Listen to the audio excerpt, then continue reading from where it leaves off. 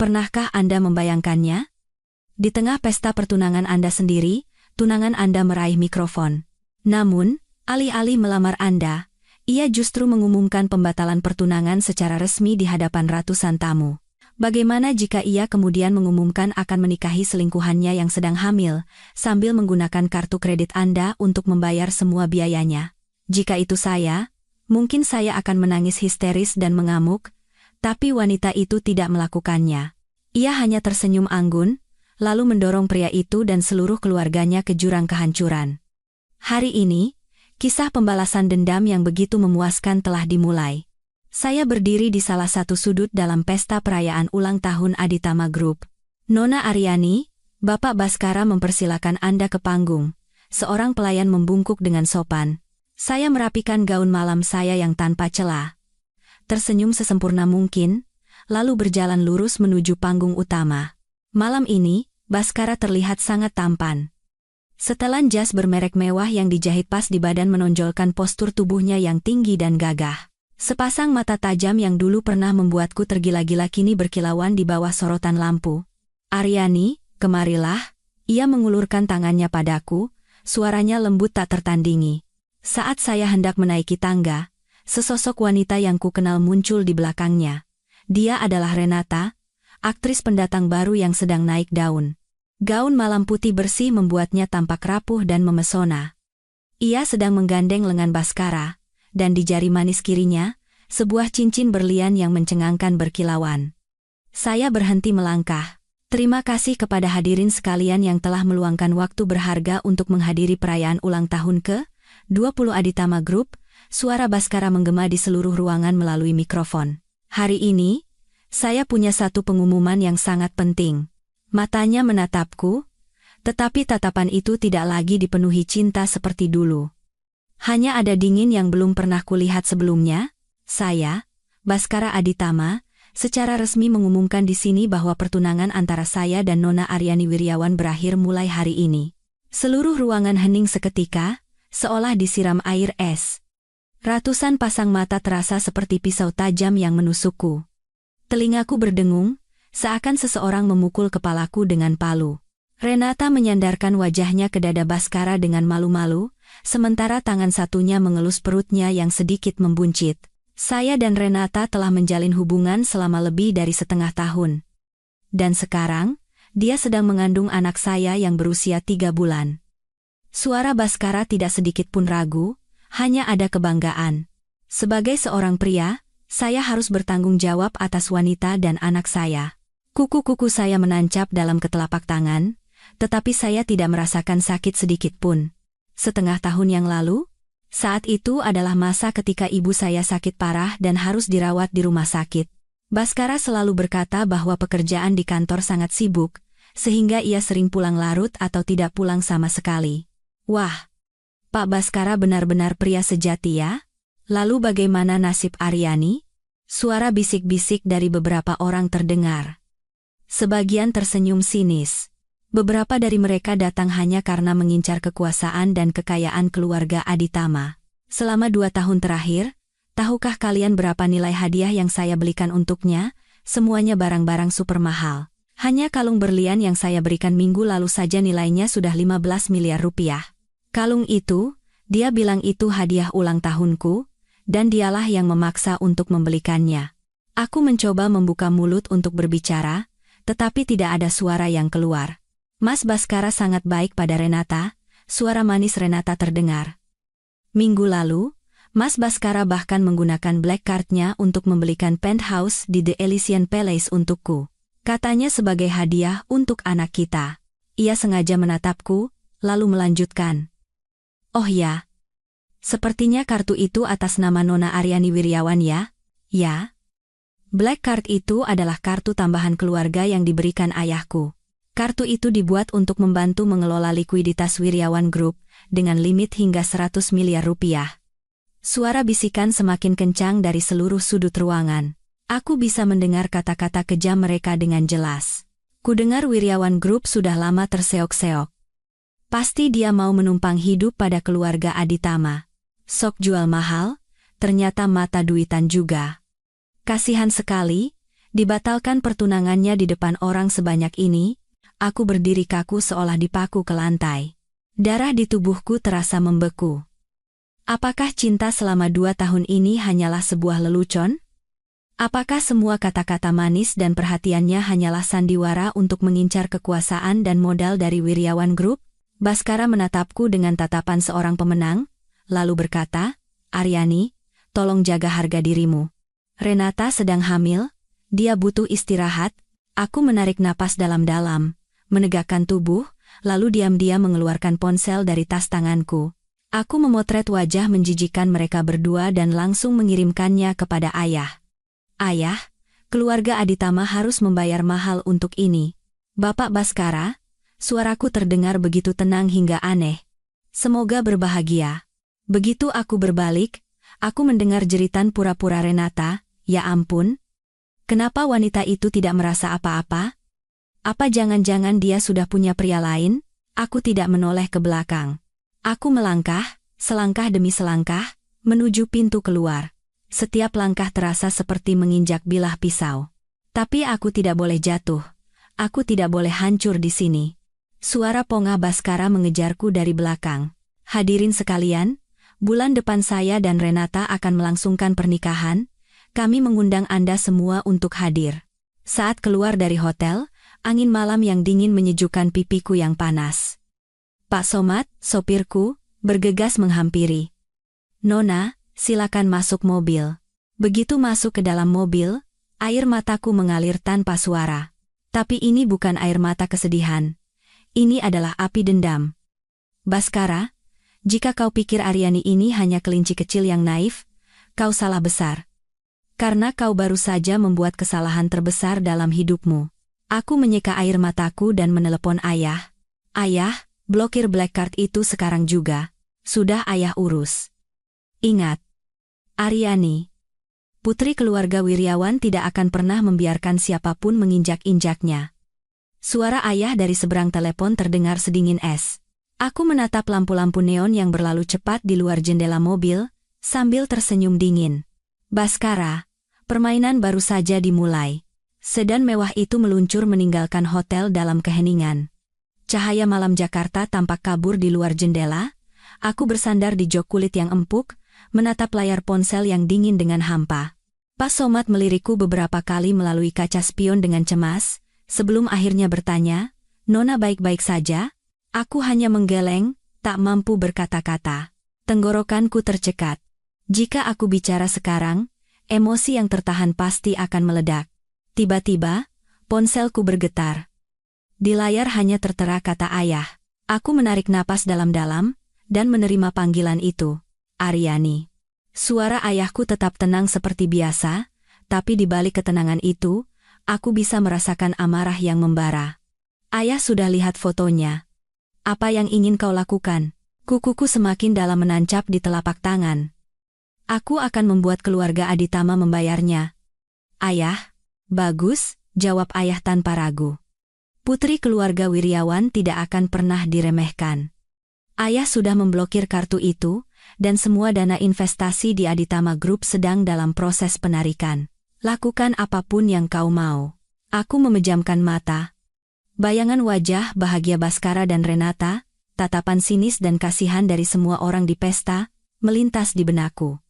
Aku akan membuat mereka berlutut memohon di hadapanku. Suaraku terdengar begitu dingin, bahkan aku sendiri terkejut. "Akan terjadi seperti yang kau inginkan." Ayah terdiam sejenak sebelum berkata dengan suara yang lebih lembut, "Pulanglah, Nak. Ayah menunggumu di ruang kerja." Setelah menutup telepon, aku membuka media sosial. Seperti yang kuduga, drama di pesta perayaan Aditama Group telah menjadi topik terpanas nomor 1. Tagar, Baskara putus tunangan, Renata hamil, kasihan Aryani menjadi trending. Ketika aku membukanya, berita dari wartawan yang hadir di lokasi mengalir secara real time.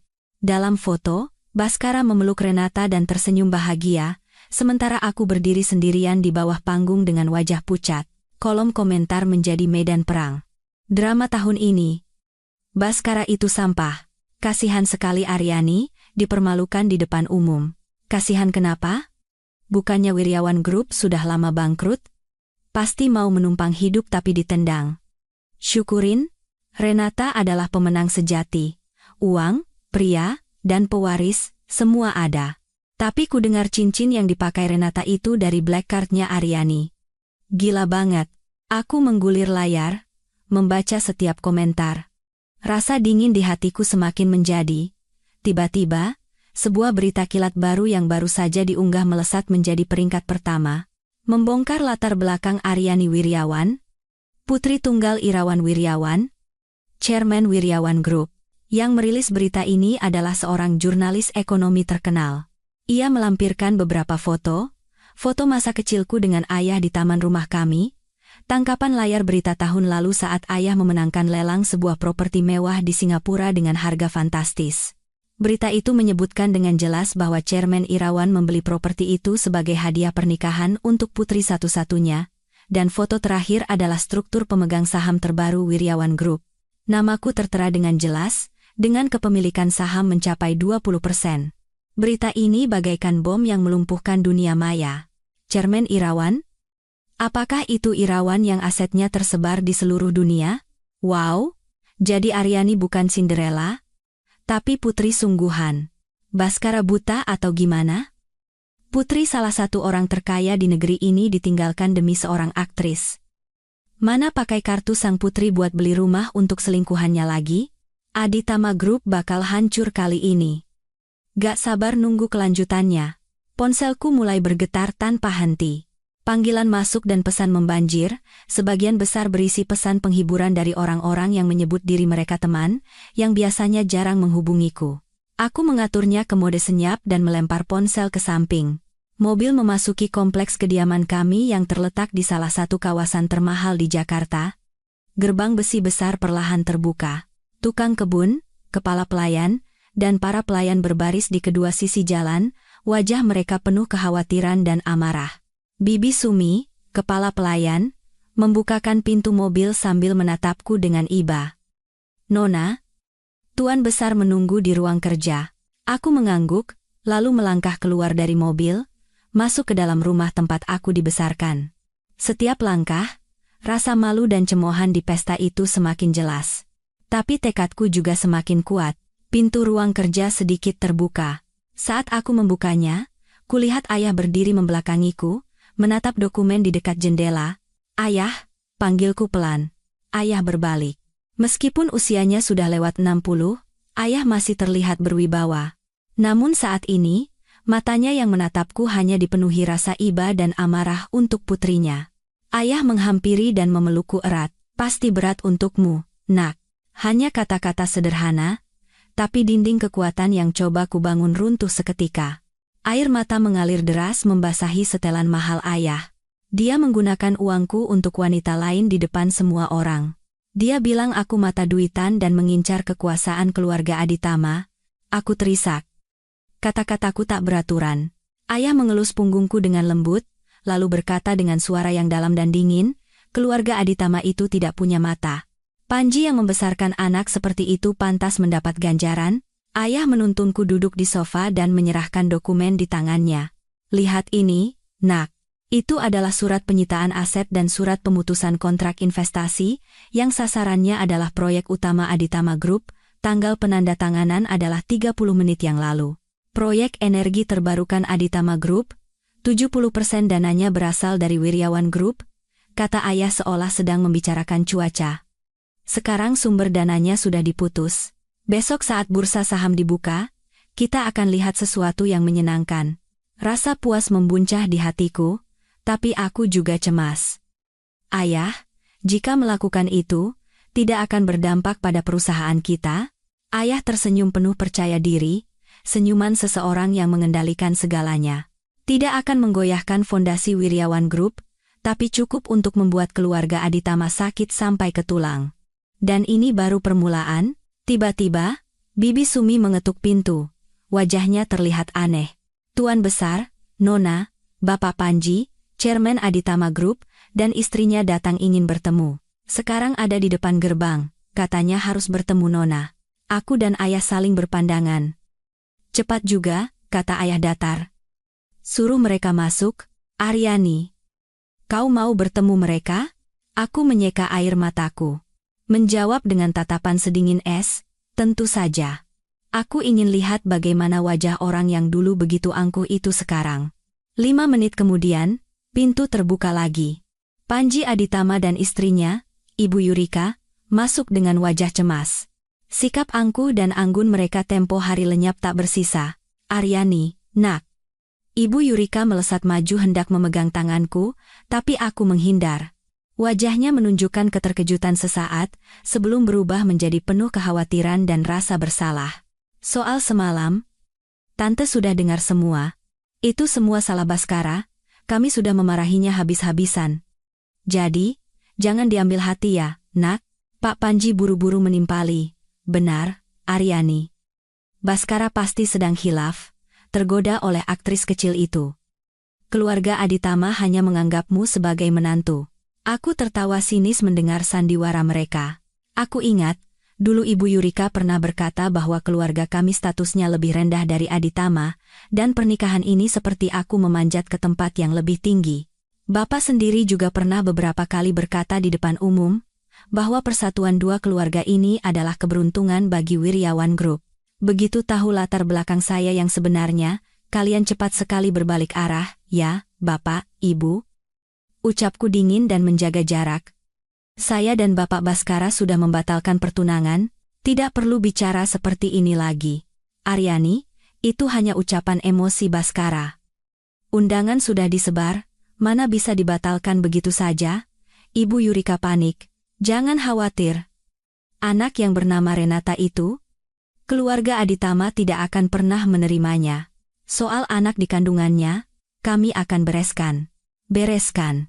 Cara mereka membicarakan nyawa yang belum lahir dengan enteng membuatku merinding.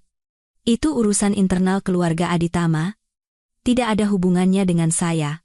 Ketika aku berkata dingin, Pak Panji semakin panik. Aryani, kami tahu Baskara bersalah padamu. Tapi kedua keluarga kita sudah lama bekerja sama. Masa urusan bisnis harus hancur karena masalah anak-anak? Jika Wiryawan Group menarik investasi mendadak, Aditama bisa hancur. Tolong bicaralah dengan Tuan Irawan. Akhirnya mereka menunjukkan belangnya. Ayah duduk menyesap teh di sofa dengan santai, bahkan tidak melirik mereka. Aku tersenyum dingin. Bapak Panji, keputusan bisnis adalah keputusan resmi Dewan Direksi Wiryawan Group, tidak ada hubungannya dengan perasaan pribadi saya. Dan mengenai hubungan saya dengan Bapak Baskara, dia menggunakan kartu atas nama saya untuk membiayai wanita lain dan menghina saya di depan seluruh dunia. Bapak Panji, bagaimana masalah ini seharusnya diselesaikan? Wajah Pak Panji pucat pasi. Ibu Yurika mencoba mengatakan sesuatu, tapi ayah memotongnya. Sumi. Ayah meletakkan cangkir tehnya, suaranya dalam tapi penuh wibawa yang tak terbantahkan. Antar tamu kita keluar. Tuan Irawan, dengarkan saya dulu. Ini hanya salah paham. Teriak Panji, akhirnya ayah menoleh pada mereka, tatapannya setajam silet. Panji, saya beri waktu 3 hari. Dalam 3 hari, suruh Baskara meminta maaf secara resmi kepada putri saya melalui surat kabar, dan kembalikan semua uang yang telah ia gunakan dari kartu putri saya. Jika tidak, suara ayah semakin dingin, penarikan investasi ini hanyalah permulaan. Panji dan Yurika berdiri kaku, wajah mereka sepucat kertas. Bibi Sumi berdiri di depan mereka dengan wajah datar. Silakan lewat sini, Tuan, Nyonya. Aku menatap punggung mereka berdua yang diseret keluar dengan enggan. Di hatiku tidak ada rasa kasihan sedikit pun, hanya tekad yang dingin. Layar ponselku menyala, notifikasi berita kilat, krisis. Aditama Group terancam bangkrut pasca ditarik investor besar. Saham anjlok 30% pra-pembukaan, diduga terkait penarikan modal Wiryawan Group. Seolah aku bisa mendengar suara kerajaan besar bernama Aditama runtuh dari kejauhan. Dan aku tahu, ini baru permulaan. Baskara, Renata, utang kalian padaku, akan kutagih semuanya, pokok dan bunganya. Panji dan Yurika diusir dari kediaman Wiryawan dalam kondisi nyaris terhuyung-huyung. Gerbang besi berukir yang berat menutup di belakang mereka, memisahkan mereka dari dunia yang pernah coba mereka panjat, bersama dengan sisa-sisa harga diri mereka. Di dalam ruang kerja, keheningan kembali. Hanya ada suara TikTok pelan dari jam antik. Ayah berjalan ke lemari minuman, menuangkan 2 gelas brandy berwarna ambar, dan menyerahkan satu padaku. Minumlah agar lebih hangat. Suara ayah memiliki kekuatan yang menenangkan. Aryani, kau melakukannya dengan baik, lebih tenang dari yang ayah duga. Aku menerima gelas itu. Kehangatannya menjalar melalui jemariku yang dingin. Saat cairan keras itu mengalir di tenggorokan, rasa panas yang aneh justru menenangkan hatiku yang bergejolak. Aku hanya tidak ingin menunjukkan kelemahan di depan mereka, kataku, menatap cairan yang beriak di gelas. Aku tidak ingin Baskara tahu bahwa pengkhianatannya bisa menghancurkanku. Hancur? Ayah tertawa pelan, tawa yang memiliki kekhasan dingin seorang chairman. Kau tidak perlu hancur di depan siapapun. Sebaliknya, kaulah yang bisa menghancurkan mereka. Jangan lupa, kau adalah Putri Wiryawan Group. Selalu ingat siapa yang ada di belakangmu. Ayah berjalan ke meja kerjanya dan menekan intercom. Sumi, panggil Pak Tanuwijaya dan tim investigasi untuk datang ke ruang rapat kecil dalam 30 menit. Setelah memberi perintah, ayah berbalik menatapku. Malam ini tidurlah di sini. Jangan pergi kemana-mana. Para wartawan pasti sedang memburumu seperti hiu mencium darah. Apartemenmu tidak aman. Aku mengangguk. Saat ini aku butuh ruang aman yang kukenal, tempat aku bisa menyembuhkan luka dan mengumpulkan kembali diriku. Ayah, aku mengangkat wajah, mataku berkilat dengan tekad yang bahkan aku sendiri tidak tahu kumiliki.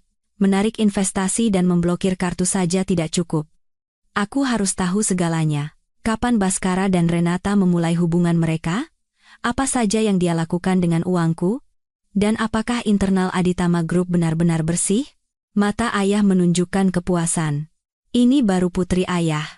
Jangan khawatir. Ayah sudah menyuruh orang untuk menyelidikinya. Tim kita bukan hanya pengacara atau analis keuangan. Ayah berhenti sejenak, lalu merendahkan suaranya. Tapi sekarang yang kau butuhkan adalah istirahat. Mandi air hangat, lalu tidur yang nyenyak. Besok pagi kau akan melihat laporan pertamanya. Sikap ayah yang tegas dan percaya diri membuat hatiku tenang sepenuhnya. Aku kembali ke kamarku di kediaman Wiryawan, bukan di apartemen yang nyaris menjadi rumah pernikahan kami. Semua perabotan dan dekorasi masih sama seperti sebelum aku pindah, seolah 2 tahun terakhir tidak pernah terjadi. Aku melepaskan gaun malamku dan berendam di bak mandi yang telah ditetesi minyak esensial. Air hangat memeluk tubuhku yang dingin, tapi bayangan kejadian buruk di pesta kembali seperti mimpi buruk. Tatapan dingin Baskara, ucapan sombong Renata, dan tatapan kasihan serta cemoohan orang-orang, jantungku berdebar kencang lagi, rasa sakit yang menyesakkan menyelimuti tubuhku. Aku menarik napas dalam-dalam, lalu menenggelamkan diri sepenuhnya di bawah air. Hingga udara di paru-paruku habis, barulah aku muncul ke permukaan, terengah-engah. Tidak boleh lemah seperti ini lagi. Yang kubutuhkan sekarang bukan kesedihan, tapi kemarahan. Setelah mandi, aku mengenakan jubah mandi yang lembut dan duduk di depan meja rias. Di ponsel, ada ratusan pesan belum dibaca dan puluhan panggilan tak terjawab. Selain beberapa teman dekat yang benar-benar khawatir, sisanya hanyalah penghiburan palsu dan pertanyaan penuh rasa ingin tahu. Aku hanya menjawab teman-temanku yang tulus dengan singkat, "Aku baik-baik saja. Jangan khawatir. Terima kasih." Lalu mematikan semua notifikasi media sosial. Dunia menjadi sunyi, tapi aku tahu badai di dunia maya baru saja dimulai. Saat membuka aplikasi berita ekonomi, tajuk utama dipenuhi berita penarikan investasi Wiryawan Group dan anjloknya saham Aditama Group. Wiryawan Group tarik modal mendadak, saham Aditama Group anjlok 32%, sentuh rekor terendah. Analis. Penarikan modal Wiryawan dapat picu krisis likuiditas Aditama.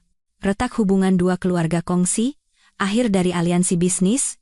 Foto yang menyertai berita adalah gambar Baskara yang sedang berpidato dengan bangga pada peletakan batu pertama proyek energi terbarukan tahun lalu. Kolom komentar dipenuhi kemarahan warganet. Cepat sekali karmanya, pewaris generasi kedua yang menghancurkan negara. Perasaan puas yang dingin dan kompleks muncul di hatiku. Tiba-tiba, ada notifikasi pesan baru dari aplikasi pesan terenkripsi. Pengirimnya bernama Nightingale.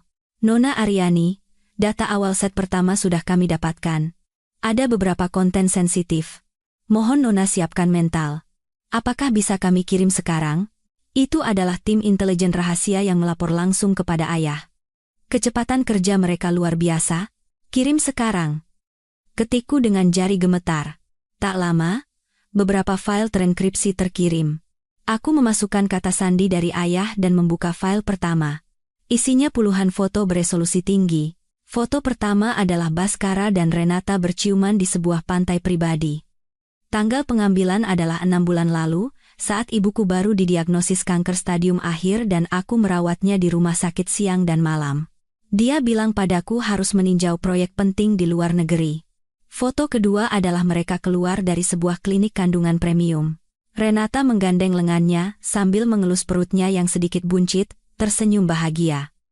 Itu terjadi bulan lalu. Foto-foto berikutnya adalah saat mereka berbelanja di butik-butik mewah, makan di restoran mahal, bahkan melihat-lihat villa super mewah. Di banyak foto, Bhaskara memegang black card berukir namaku. Napasku tercekat, aku merasa mual.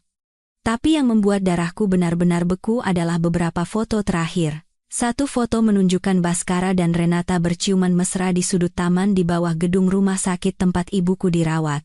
Di salah satu sudut foto, terlihat siluet samar diriku yang sedang menjaga ibu di dekat jendela.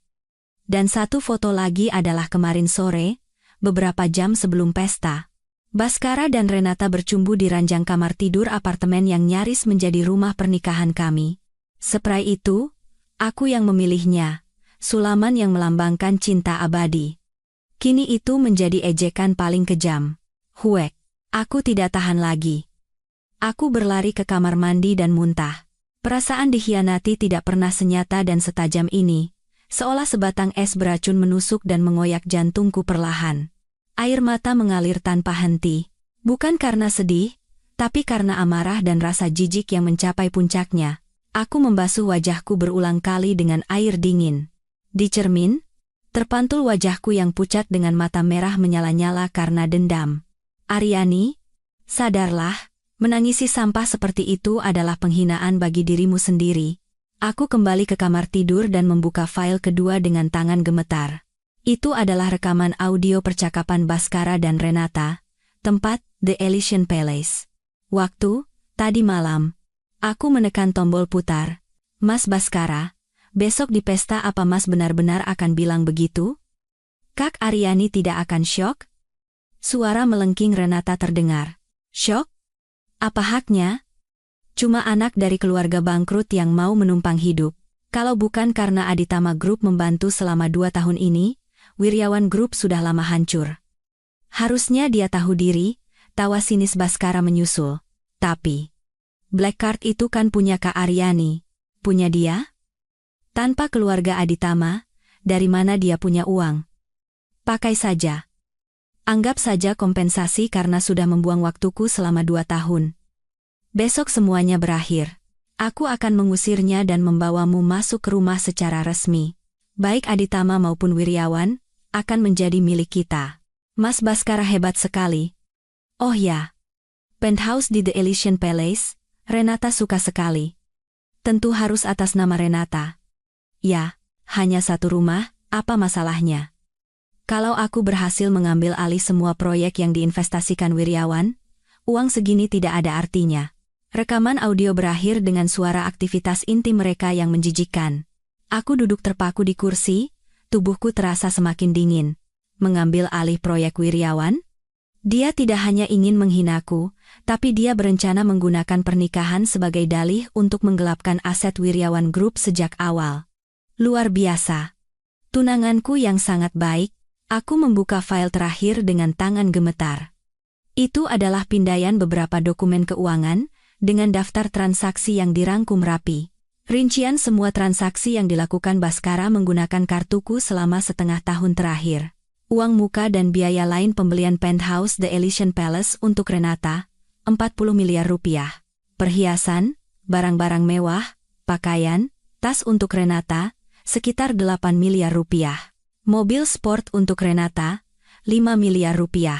Hotel mewah, restoran, perjalanan luar negeri, sekitar 2 miliar rupiah. Total sekitar 55 miliar rupiah. Dan di kolom keterangan, tertulis, hadiah, biaya representasi, bahkan pembelian material proyek. Tidak hanya itu, laporan analisis tim intelijen juga menyebutkan bahwa Baskara kemungkinan menggunakan jabatannya untuk mendirikan beberapa perusahaan fiktif untuk menggelapkan dana Aditama Group dan dana investasi dari Wirjawan Group untuk kepentingan pribadi. Jumlahnya tak terbayangkan. Sebagian uang itu mungkin digunakan untuk menutupi lubang akibat penggunaan black cardku yang boros. Manusia serakah, tidak tahu malu, dan jahat. Aku bangkit dan berjalan mondar-mandir di kamar. Amarah yang luar biasa hampir meledak dari dadaku. Aku harus melakukan sesuatu sekarang. Aku mengambil ponsel dan langsung menelepon Baskara. Setelah beberapa saat, dia menjawab.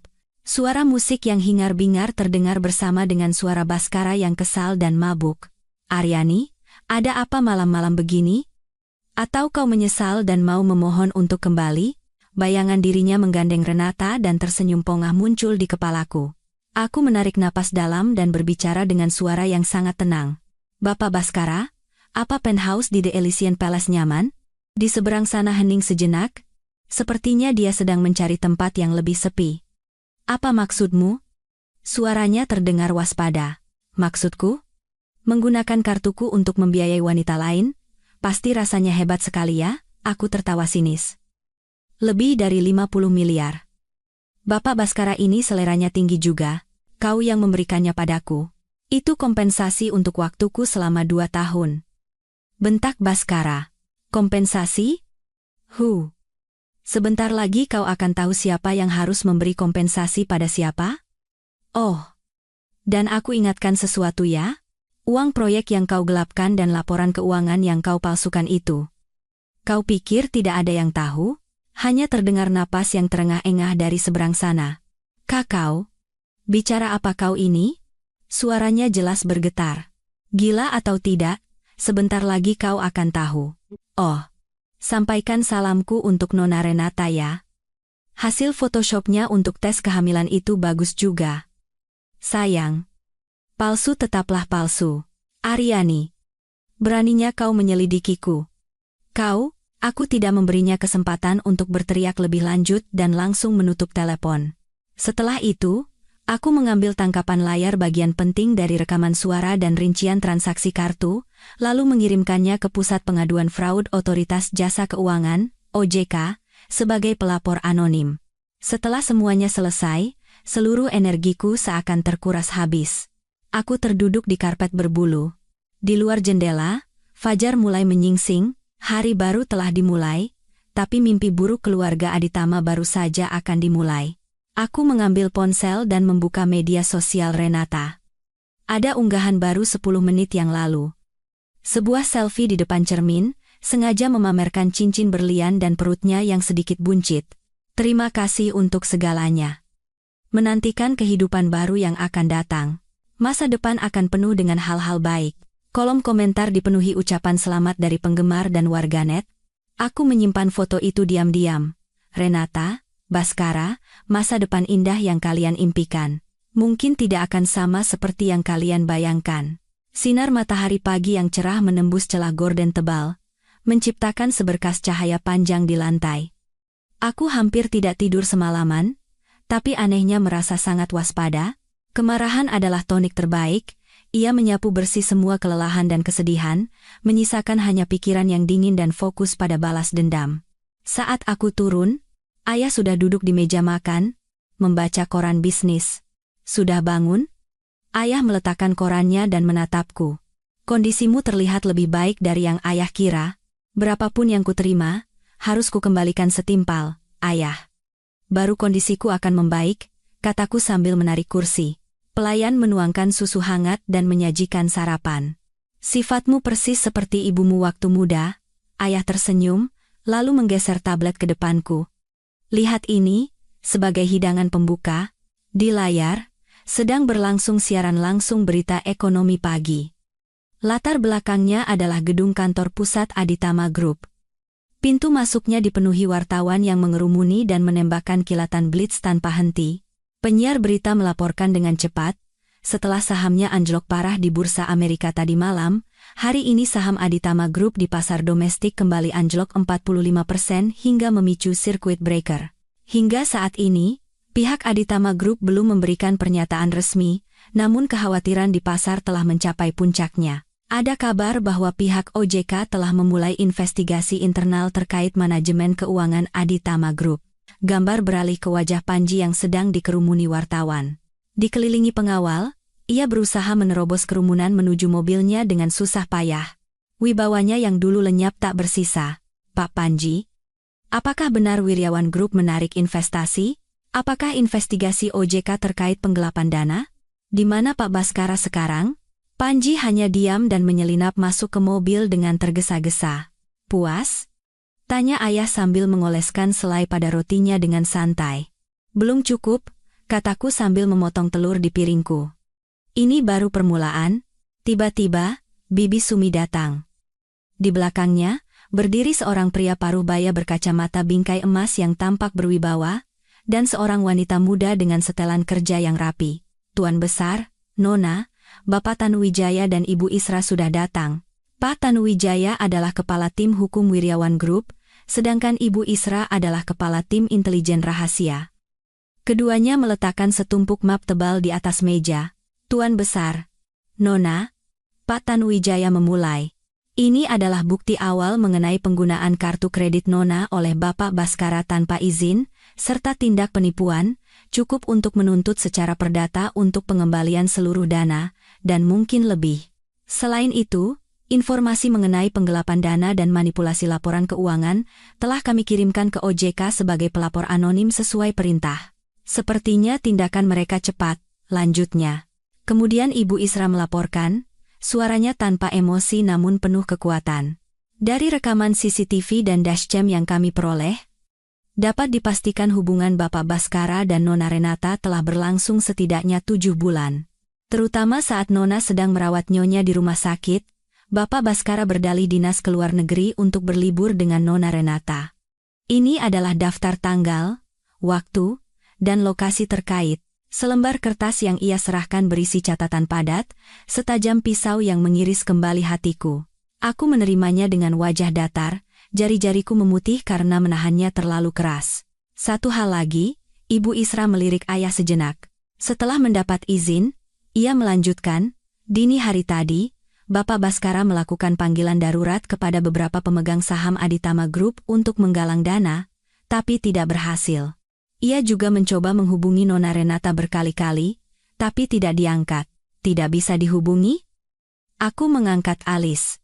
Nona Renata langsung dirawat di sebuah rumah sakit swasta setelah pesta semalam. Alasannya adalah untuk istirahat karena kehamilan muda. Ibu Isra menyerahkan foto lain. Tetapi sebenarnya, diduga ia ke sana untuk persiapan aborsi darurat. Dalam foto itu, Renata mengenakan kacamata hitam dan topi, bergegas masuk ke sebuah rumah sakit swasta mewah yang terkenal dengan bedah plastik dan kandungan. Aku langsung mengerti segalanya. Kehamilan palsu, atau ia berniat menggugurkannya. Terus pantau, perintah ayah datar. Jika perlu, bantu Nona Renata kita mendapatkan sedikit perhatian publik. Baik, Tuan Besar. Aryani, apa rencanamu hari ini? Ayah menatapku. Mau di rumah saja atau? Aku meletakkan garpu dan pisau, lalu menyeka bibirku. Sore ini aku ada janji untuk menata rambut dan rias wajah. Semua orang ayah, Pak Tanuwijaya, dan Ibu Isra menatapku dengan heran. Sore ini, aku tersenyum dingin, ada pesta amal yang diadakan oleh Prakarsa Group, kan? Wiryawan Group juga diundang. Prakarsa Group adalah salah satu dari 3 konglomerat raksasa di Indonesia, bersama dengan Wiryawan dan Aditama. Terutama belakangan ini, pertumbuhannya sangat pesat. Chairman Prakarsa Group saat ini adalah Krishna, seorang CEO muda yang baru kembali dari luar negeri beberapa tahun lalu dan langsung mengambil alih kendali perusahaan dengan tegas. Dia juga teman masa kecilku. Mata ayah menunjukkan kepuasan. Ide bagus. Tunjukkan pada semua orang bahwa Putri Wiryawan Group tidak mudah jatuh. Kemudian ayah beralih ke Pak Tanuwijaya. Siapkan mobil dan pengawal tingkat tertinggi untuk Nona, yang paling mewah. Baik. Tuan, pukul 5 sore, Aku duduk di ruang rias pribadi Wiryawan Group. Para ahli terbaik bergerak di sekelilingku. Ketika semuanya selesai dan aku berdiri di depan cermin, aku terdiam sejenak. Gaun malam Valentino merah menyala menonjolkan kulit putihku. Eyeliner yang tajam dan bibir merah menyala menciptakan aura yang tak tersentuh. Di leherku, bukan lagi kalung pemberian Baskara, melainkan kalung berlian yang dimenangkan ayah dari lelang Christie's tahun lalu sebagai hadiah untukku, berkilauan cemerlang. Nona cantik sekali. Bintang utama malam ini pasti Nona, puji penata rias dengan tulus. Aku tersenyum tipis.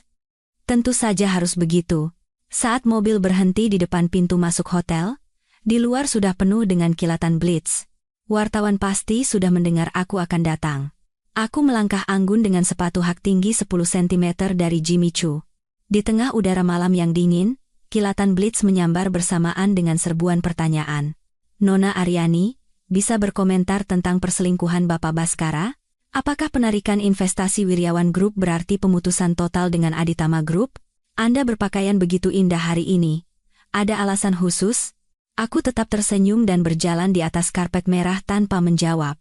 Aku bisa merasakan tatapan yang tak terhitung jumlahnya, tapi tidak ada yang bisa menggoyahkanku lagi. Saat memasuki ballroom, semua mata tertuju padaku lagi. Aku mengabaikan semuanya dan berjalan lurus ke arah Krishna. Tuan rumah malam ini, dia sedang berbicara dengan orang lain. Seolah merasakan tatapanku, ia menoleh.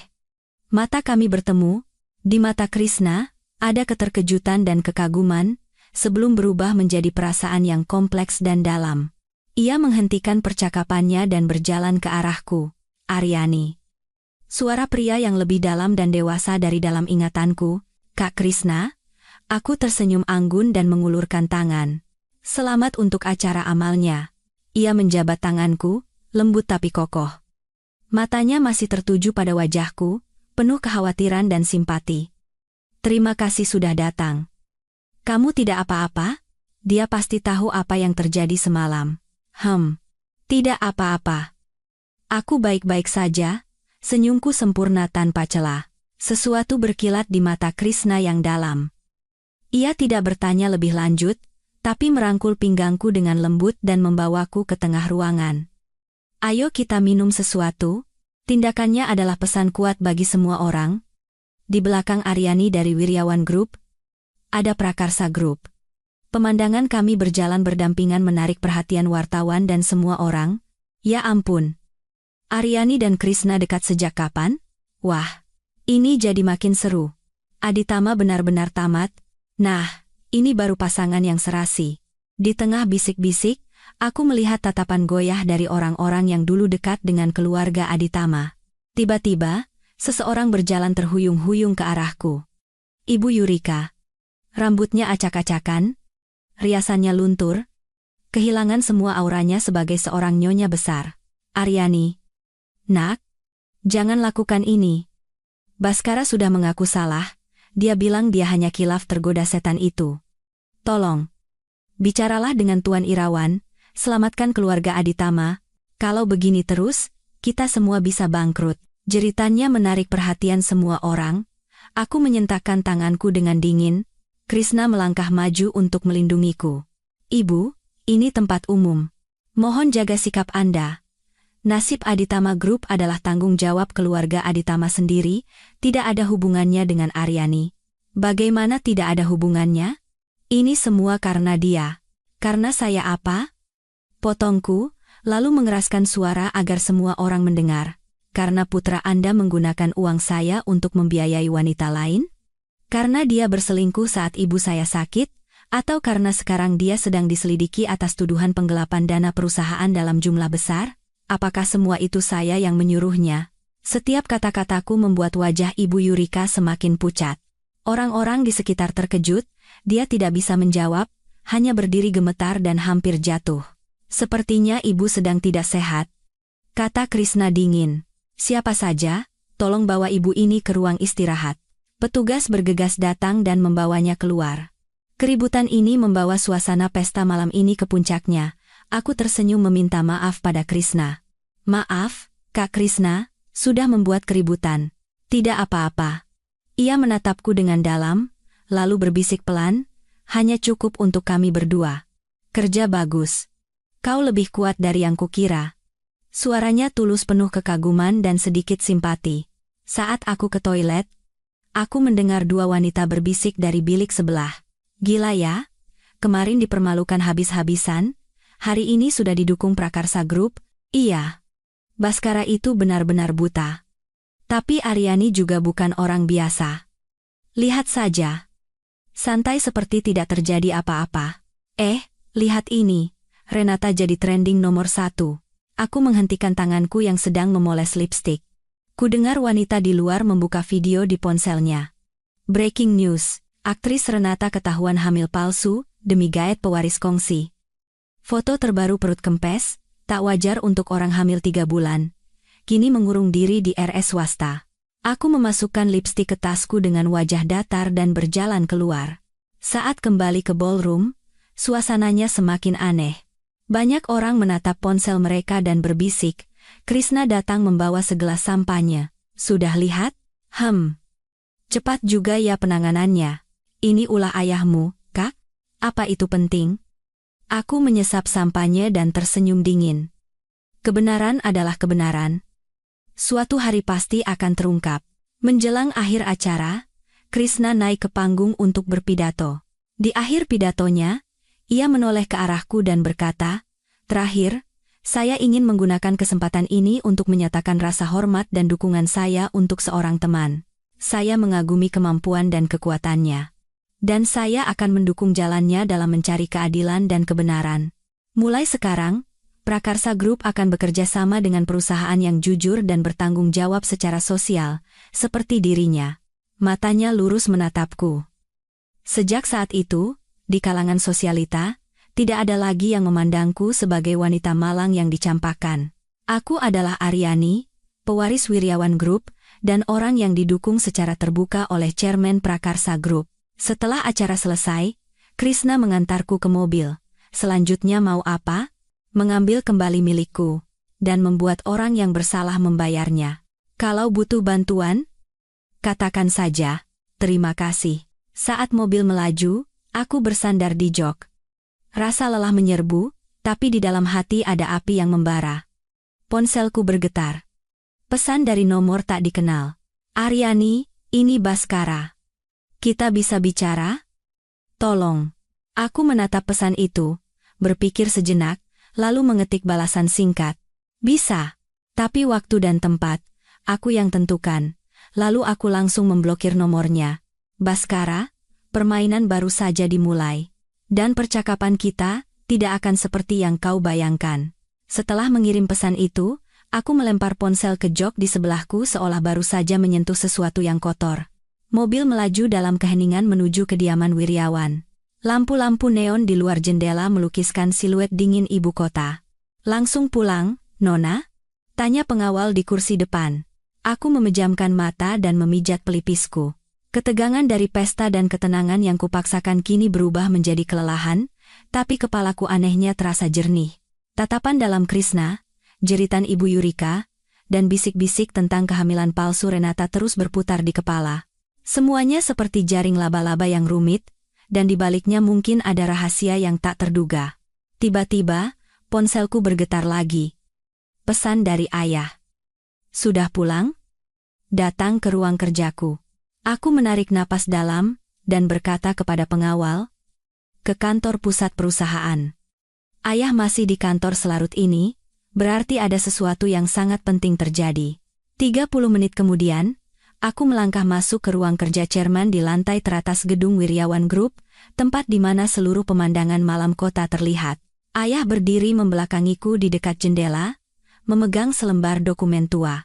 Ayah berbalik. Di wajahnya ada ekspresi serius dan tak percaya yang belum pernah kulihat sebelumnya. "Sudah datang. Malam ini kau melakukannya dengan baik." Ayah menuntunku duduk di sofa dan meletakkan dokumen itu di depanku. "Lihat ini, Nak." "Apa ini, Ayah?" Aku mengambil dokumen itu dengan penasaran. Itu adalah hasil pemeriksaan kesehatan yang sudah usang, dikeluarkan oleh sebuah rumah sakit swasta terkenal, tertanggal 28 tahun yang lalu. Nama pasien, Panji Aditama. Di kolom pemeriksaan tertulis jelas, evaluasi kesuburan. Jantungku serasa jatuh. Aku membaca dokumen itu dengan cepat. Di kolom kesimpulan, tertulis dengan istilah medis yang dingin, motilitas sperma sangat rendah, tingkat kehamilan alami kurang dari 0,1%. Diagnosis, infertilitas. Ini. Aku terkejut hingga tak bisa berkata-kata, hanya menatap ayah, Pak Panji mandul, lalu Baskara. Bagaimana bisa? Saat itu, perebutan kekuasaan di internal keluarga Aditama sangat sengit. Panji baru saja naik jabatan, posisinya belum stabil. Tidak punya pewaris adalah kelemahan fatal. Hasil tes ini adalah rahasia terbesarnya saat itu. Tatapan ayah menajam, sebuah hipotesis yang luar biasa tetapi sangat mungkin muncul di kepalaku. Jadi, Baskara bukan putra kandung Pak Panji, dia anak yang diadopsi Ibu Yurika dari suatu tempat. Suara datar ayah bagaikan ledakan besar. Mereka mengklaim dia lahir prematur dan lemah, jadi harus dirawat di luar negeri, dan baru dibawa pulang saat berusia 8 tahun. Semuanya dilakukan secara rahasia. Orang yang tahu soal ini hampir tidak ada. Yang dulu tahu sudah dibungkam atau dikirim ke tempat lain oleh Panji. Aku duduk terpaku, mencoba mencerna kebenaran yang mengejutkan ini. Baskara, yang selalu bangga dengan garis keturunan Aditama, ternyata hanyalah pewaris palsu. Lelucon apalagi yang lebih besar dari ini? Bagaimana ayah bisa mendapatkan dokumen ini? Musuh terbesar Aditama bukanlah kita, tapi orang dalam keluarga mereka sendiri yang menginginkan kekuasaan. Selalu ada orang yang menyimpan rahasia seperti ini, menunggu waktu yang tepat, dan sekaranglah waktunya. Ayah berhenti, lalu menatapku dengan dalam. Tapi ini belum semuanya. Aryani, waktu kecil, kau ingat keluarga Prakarsa pernah kehilangan seorang putra? Aku berpikir sejenak. Keluarga Prakarsa dan keluarga kami sangat dekat. Waktu kecil, aku sering bermain di rumah mereka. Samar-samar aku ingat, keluarga Prakarsa punya seorang putra sulung yang lebih tua dariku, tapi tubuhnya lemah dan jarang terlihat. Lalu sekitar usia 10 tahun, ku dengar dia menghilang, dan setelah ditemukan langsung dikirim ke luar negeri. Anak itu, jangan-jangan.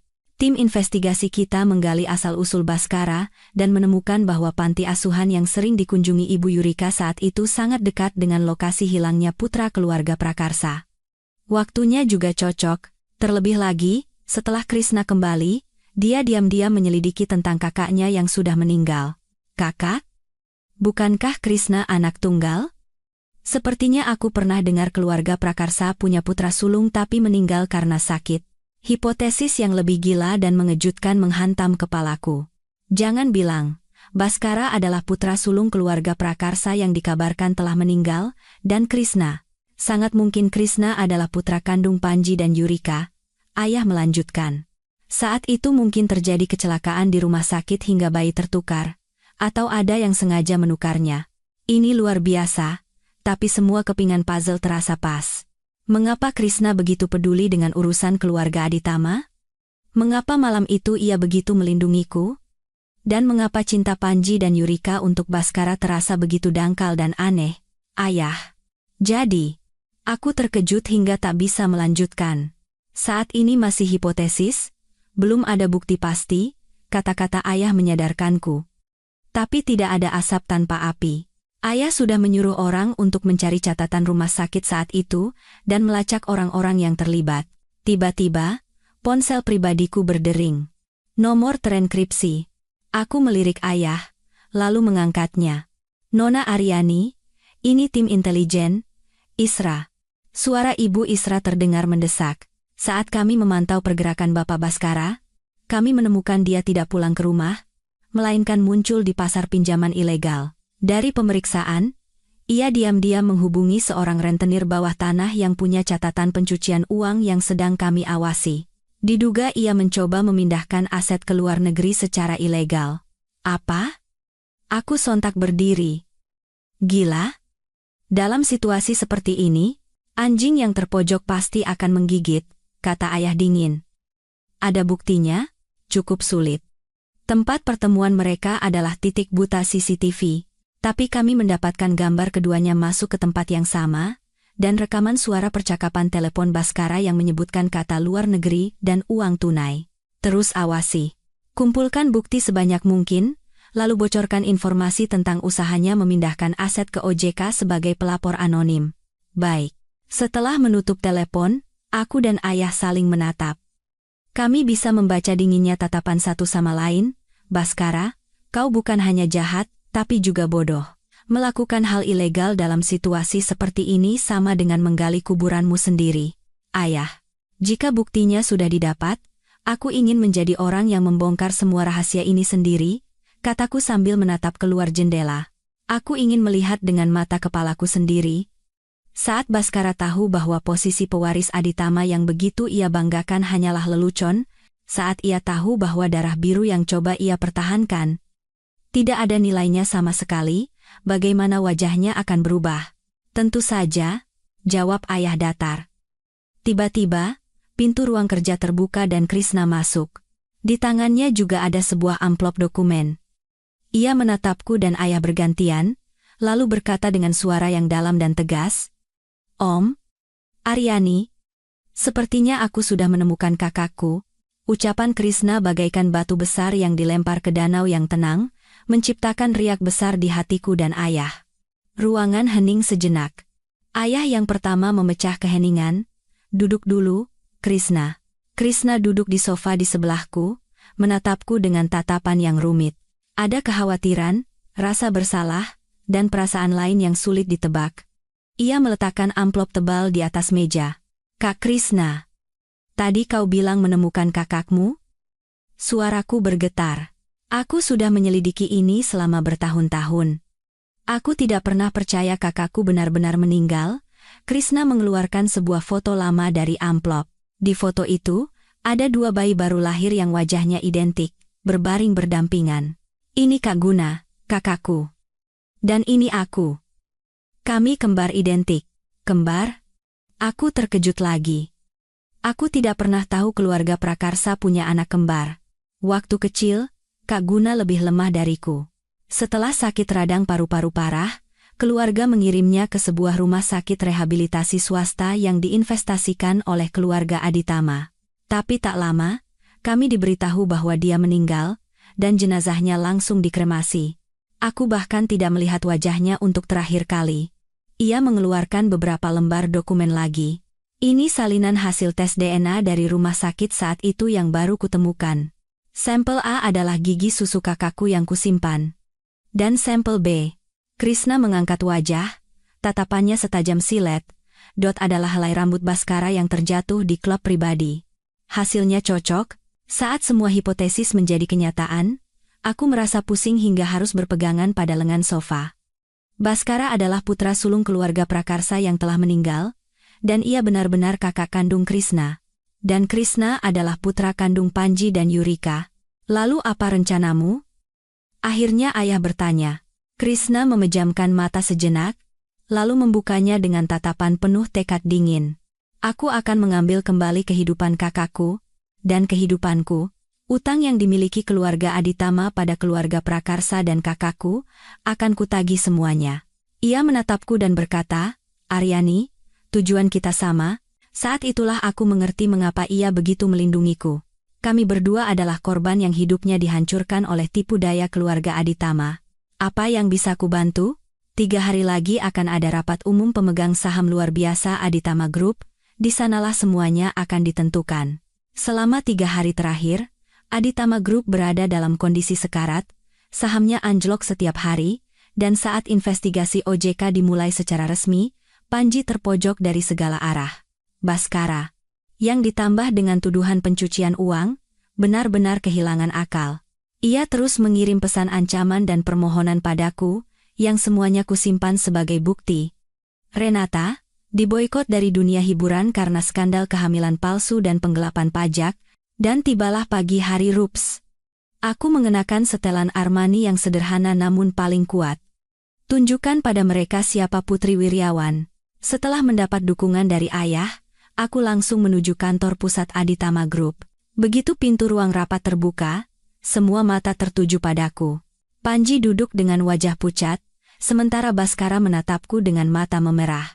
Rapat dimulai, Panji mengumumkan rencana restrukturisasi, tapi reaksi pemegang saham dingin. Tiba-tiba, pintu terbuka lagi. Krishna masuk bersama tim pengacaranya, kehadirannya membuat seluruh ruangan gempar. Krishna mengabaikan Panji, berjalan lurus ke kursi pimpinan. Perkenalkan, saya Krishna, Chairman Prakarsa Group, dan juga kreditur terbesar yang tidak diungkapkan dari Aditama Group. Ucapannya membuat ruangan nyaris pecah. Ia menampilkan surat utang rahasia Aditama Group di layar dan mengumumkan akan menyita seluruh aset Aditama Group karena gagal bayar. Ini rencana busuk. Ayah, dia mau merebut perusahaan kita, teriak Baskara kalap. Rencana busuk? Krishna tertawa dingin, lalu menampilkan hasil tes DNA dirinya dan Baskara di layar. 28 tahun yang lalu, kalian, keluarga Aditama, mencuri kakakku dari rumah sakit untuk dijadikan pewaris. Dan putra kandung kalian adalah aku, yang kalian buang ke keluarga Prakarsa. Ucapannya membuat seluruh ruangan membeku.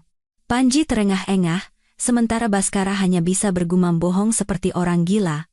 Aku bangkit dan berdiri di samping Krishna. Bapak Baskara. Ah tidak, Bapak Guna. Anda tidak hanya mencuri kehidupan orang lain, tapi juga menggunakan uang saya untuk membiayai selingkuhan Anda, dan mencoba menggelapkan uang secara ilegal.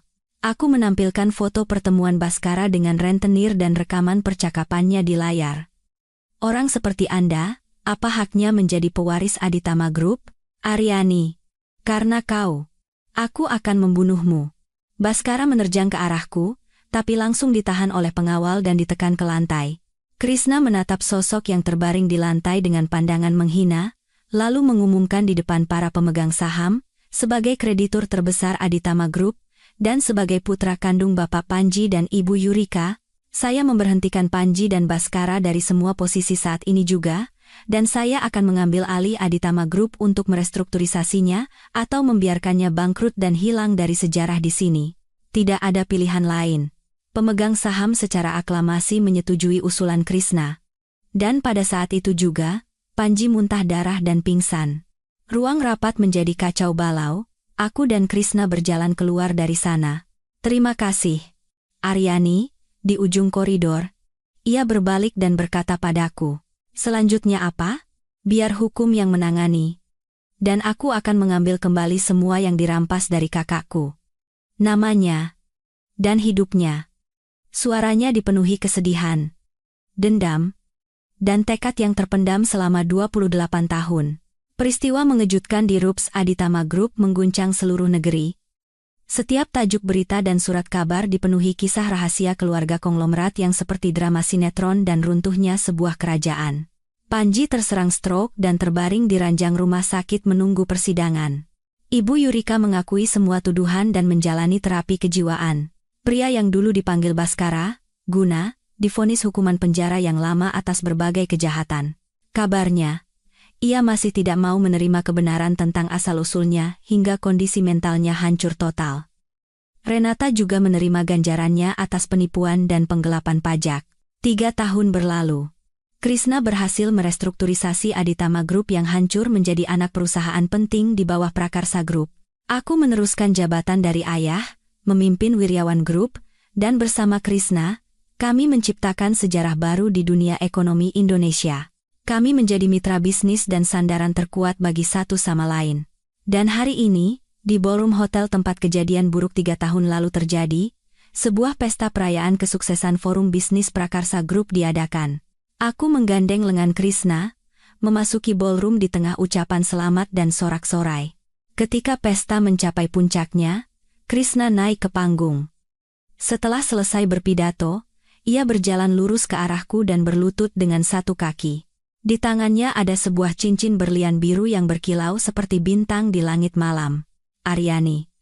3 tahun yang lalu, di sini, kau mengalami mimpi buruk. Hari ini, di sini, aku ingin memberimu sebuah awal yang baru. Kita telah melihat masa tersulit satu sama lain, dan kita bersama di hari kita menjadi yang terkuat. Aryani, menikahlah denganku. Aku ingin menghabiskan sisa hidupku untuk melindungimu dan mencintaimu. Pengakuan cintanya yang tulus membuatku menitikkan air mata. Aku mengangguk. Ya, aku juga. Seketika, Seluruh ruangan dipenuhi tepuk tangan dan sorak-sorai meriah. Krishna memasangkan cincin di jariku dan memelukku erat. Dalam pelukannya, aku tak sengaja melihat layar TV di sudut ruangan. Sebuah berita kilat internasional. Seorang pria tua Asia sedang menerima penghargaan atas karya amalnya. Namanya James Lee. Dia adalah teman lama ibuku yang mendedikasikan hidupnya untuk kebaikan. Ibu, apa ibu lihat? Putri yang ibu khawatirkan sekarang sangat bahagia. Jadi, di surga, semoga ibu tenang, ya? Krishna menggenggam tanganku, dan kami menghadap para tamu bersama. Di luar jendela, cahaya malam ibu kota bersinar seperti gugusan bintang. Aku tahu saat itu juga. Era Aryani dan Krishna baru saja benar-benar dimulai.